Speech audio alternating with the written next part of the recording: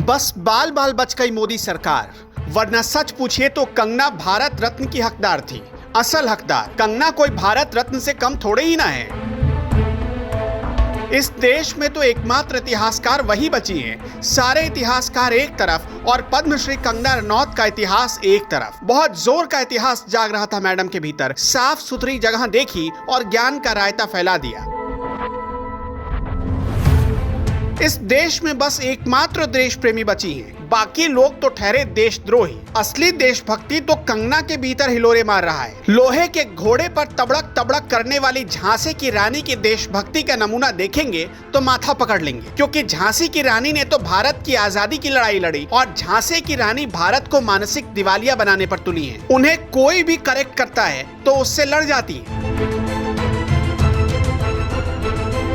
कंगना के मुताबिक देश को 1947 में जो मिला वो तो बस भीख था। असली आजादी तो 2014 में मिली। बस यहीं पर समझ और संस्कारों का महीन फर्क हो जाता है। दिमागी दिवालियेपन की ये चरम सीमा थी कंगना रनौत की। शुक्र है सुभाष चंद्र बोस, महात्मा गांधी, सरदार वल्लभ भाई पटेल, भगत सिंह, चंद्रशेखर आजाद, सबका योगदान देश में स्टैच्यू ऑफ यूनिटी से भी बड़ी लकीर खींच चुका है, जो व्हाट्सएप यूनिवर्सिटी और दो टकिया ज्ञान वाली झांसी की रानी नहीं समझ पाएगी और न ही इन सस्ते ज्ञान से कभी लकीर वो मिटा पाएगी।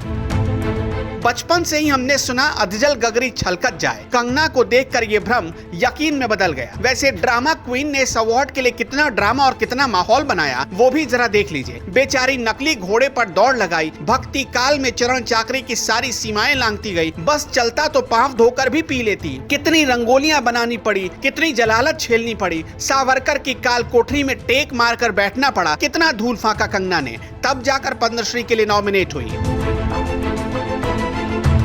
कंगना के सस्ते ज्ञान पर वरुण गांधी ने उन्हें जोर का लपेटा। वरुण गांधी ने लिखा, कभी महात्मा गांधी जी के त्याग और तपस्या का अपमान, कभी उनके हत्यारे का सम्मान, और अब शहीद मंगल पांडे से लेकर रानी लक्ष्मीबाई, भगत सिंह, चंद्रशेखर आजाद, नेताजी सुभाष चंद्र बोस और लाखों स्वतंत्रता सेनानियों की कुर्बानी का तिरस्कार। इस सोच को मैं पागलपन कहूं या फिर देशद्रोह।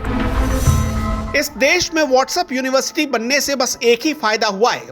देश को पहली चीज ये पता चल गई कि आजादी 99 साल की लीज पर मिली है और दूसरे की असली आजादी 2014 के बाद मिली। असली देशभक्त कंगना की खांटी देशभक्ति का एक सबूत आपको जरूर देखना चाहिए। देखिए। वैसे झांसी की रानी के इस पावन ज्ञान पर चंद सवाल भी पूछना चाहते हैं हम। 2008 और 2014 में जो उन्हें नेशनल अवार्ड मिला, क्या वो भी एक भीख था?